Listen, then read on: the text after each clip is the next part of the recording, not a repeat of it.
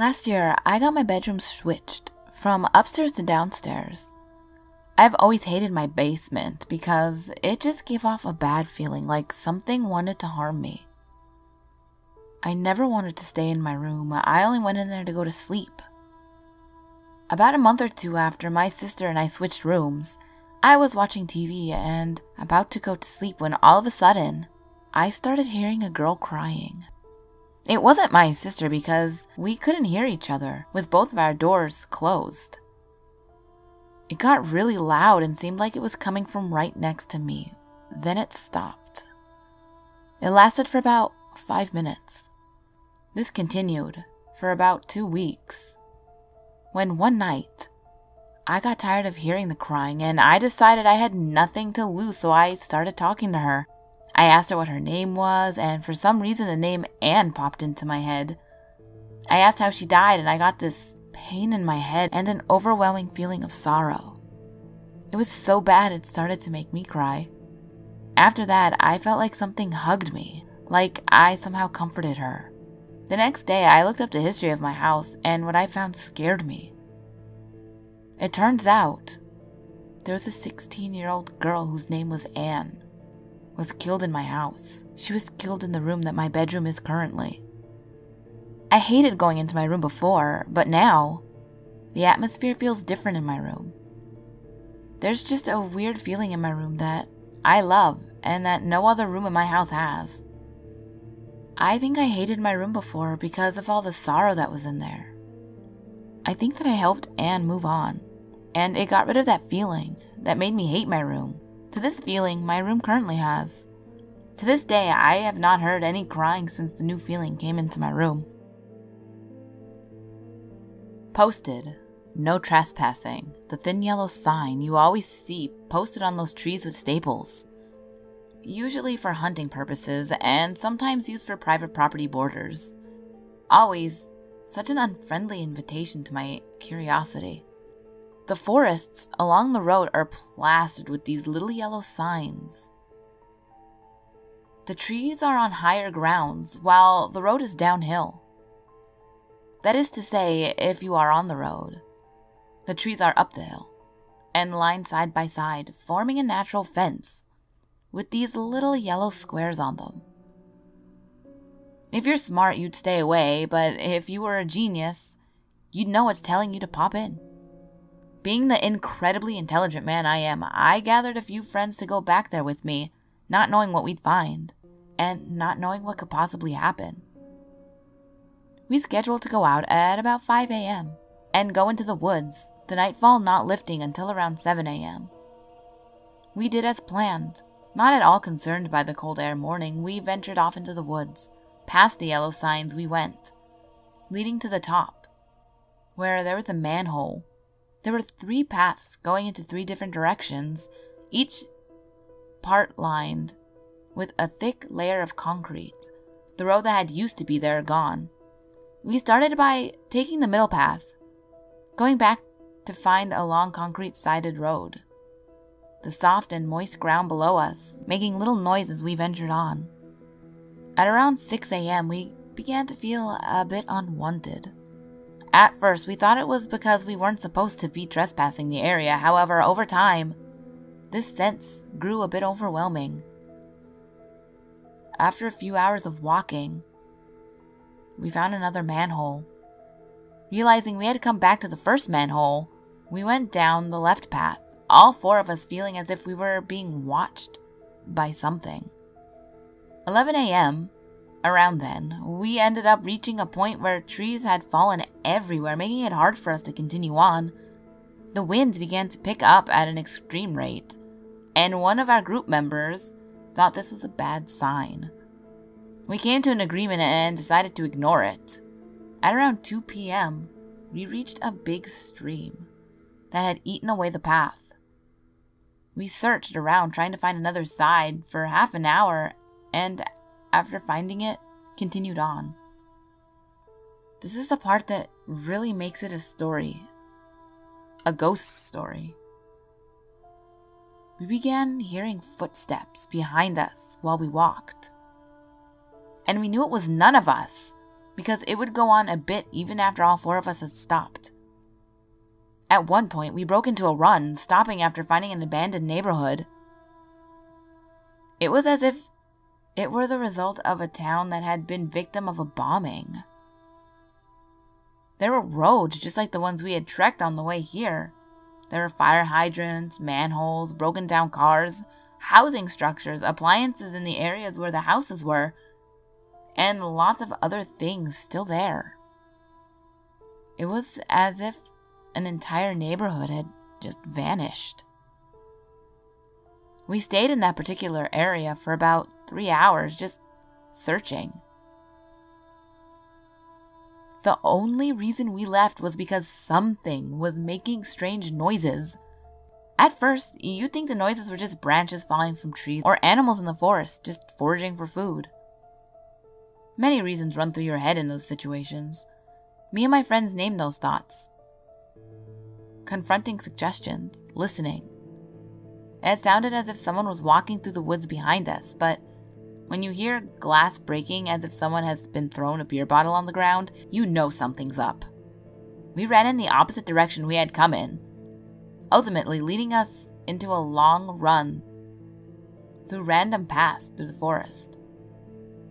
Eventually, we took a break, and it got dark. Thankfully, we found the road shortly after nightfall and began walking back home. That's when the noises started getting more and more paranormal. We heard the glass breaking noise 3 more times, a noise that sounded as if someone had climbed a tree and fell onto the road, turning around to find no one there. A noise that sounded sort of like a shriek, and finally the sound that we eventually agreed sounded like a monkey. Trust me, when you live in Maryland and something makes a damned monkey sound, you'll get your behind out of there. We ran our behinds back to my house after hearing that, and I don't think any of us have run that fast in our lives before. To this day, we've gone back through 4 times, but we have not been back for about 8 months. If you'd like photos and sound recordings or would like to ask any questions, please feel free and ask. With enough support, I will be glad to relive that hell in the forest, to collect sound recordings and images. When I was younger, about 8 years old, I saw a figure in my room. I woke up in the middle of the night for no particular reason that I can recall. When I opened my eyes, I saw a figure sitting on my dresser. It looked so real that I thought it was a real person. When I was younger, it was not uncommon for me to think I saw people in my room, but it usually ended up being a poster of a celebrity that I mistook for a real person. This time, it was different. It was a woman, and her legs were crossed, and she was swinging her leg up and down, and she was staring at me. I was extremely terrified, and I quietly called out, "Mom?" When the figure didn't answer, I became even more scared and just rolled over and tried to go back to sleep. It was very difficult because I could feel the figure staring at me and watching me. I never saw the figure again after that night. When I got older, about 13 or 14, I started to notice that I can hear breathing. Obviously, I could tell it was not my own, and it was not anyone else in my family. It was too loud and too close for that. But I would be in bed at night, and I can hear a heavy, steady breathing. I usually heard it in my room, but there was that one time I heard it downstairs in our living room as well. After we moved out of the house, my mom told me that the previous owner's daughter died while they lived in that house. My mom also told me that she would notice that sometimes doors would open by themselves and stuff like that would happen. My best guess is that the girl who died was haunting that house. Now, I live in a different house. I haven't experienced anything like that. I would love to hear anyone's thoughts about this. My family consists of myself, I'm 34, my husband, and our 3 sons. We have lived in our house for 12 years now. We knew almost right after we moved in that there were other people here. My husband sees things all the time, and my 11-year-old son has seen ghosts since he was very small. Sometimes things are quiet here for several months at a time, and then we have activity for weeks. Not every night per se, sometimes 2 nights in a row, then nothing for a night or two. We get things that happen, such as smoke-filled rooms. We walk into a room and it looks like someone took a bottle of baby powder and smashed it, making a huge cloud of smoke. That's the only other way I can describe it. But then it will disappear all at once within seconds. We hear whispers very clearly. My husband and son both see a full-bodied man walking around in here very regularly. We have found out that there was a man that died in our dining room, natural causes. We get a lot of shadow figures, and sometimes even just shapes. I have no idea what the shapes mean. Shapes as in triangles, circles, squares. We seem to think that there is more than one ghost here. My husband has seen a woman, but only a few times. That has been about 2 years ago since he's last seen her. There are dark shadows as well. We don't think the shadows are of the man that died here, because when anyone sees him, they can see him very clearly. Sorry, I'm not a good storyteller, and on top of all that, I'm nervous about sharing this with others. What made me come to this forum is that my son was scared to death on Saturday night. He was upstairs in his room, and it was late. He was sitting at his computer desk playing a game on his cell phone. The speakers on the computer were turned off, but there was noise that came across the speakers full blast. He said he jumped and went to turn off the speakers, but they were already off. He sat there for a second, just looking around, paranoid. He said it then got very cold. He turned around and looked towards the steps, and the lamp on his nightstand came on. He felt a presence, but couldn't see anything. The room then got very bright. He was petrified, and this kid does not scare easily. He is so used to seeing things like the ghost man that is here, he doesn't even think twice about it. But he felt a strong presence, and he was truly scared. He said that this one was different. This is why I'm looking for others for some advice. What should I do? Should I even do anything at all? Is there any way to make them go away? I've emailed the pastor at my old church, but I have not heard back from him. I'm beginning to think that I won't. Thanks for listening. I've heard children complain about things in their closets. My story actually happens to be real. During the early years of my life, my grandparents were a major part of my life, for they lived very close.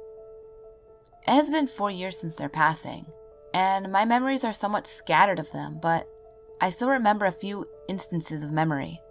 I remember going to clean up my room at the age of somewhere around 5, and my grandmother was at the house that day. I was told to hurry up cleaning it, and since my creativity was in serious lacking in my early age, I put them in my closet. My grandmother walked into my room and couldn't believe I cleaned my room in such a short time. I thought I was so cunning as I twirled my imaginary handlebar mustache.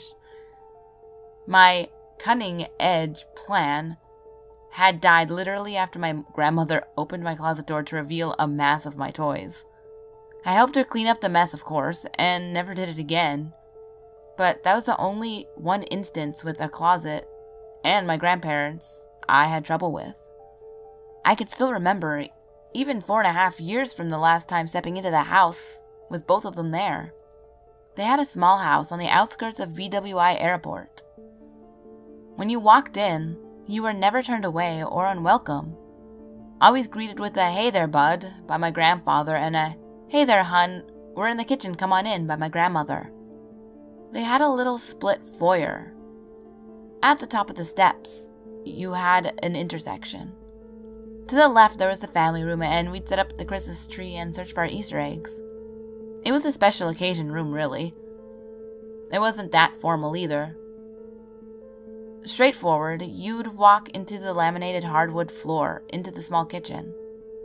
And on the right, it was lined with dark wood furnishings, a small sink, and an oven at the end.